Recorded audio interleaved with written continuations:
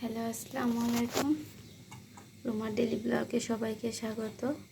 প্রত্যেক দিনই আমরা ছোলা ভাজি করি। আজকেরা এটা এই যে চটপটির ডাল, এই ডালটা, এই বুটটা ভাজি করব। কড়াই বসিয়ে দিয়েছি, গরম হয়ে গেছে, দিয়ে দিলাম তেল, দিয়ে দেবো পেঁয়াজ, একটু মরিচ, পেঁয়াজটা নেড়ে চেড়ে নিয়েছি। এবার দিয়ে দেব পরিমাণ মতো লবণ, হলুদ, সামান্য লাল মরিচের গুঁড়া, জিরা গুঁড়া আর গোলমরিচের গুঁড়া। ভালোভাবে নেড়ে চেড়ে নেব। দিয়ে দেব সিদ্ধ করা সেই বুট।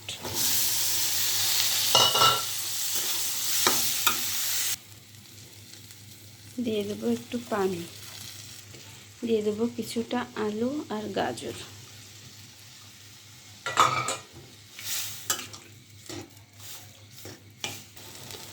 দিয়ে দেবো ধনেপাতা। হয়ে গেছে, এবার নামিয়ে নেব।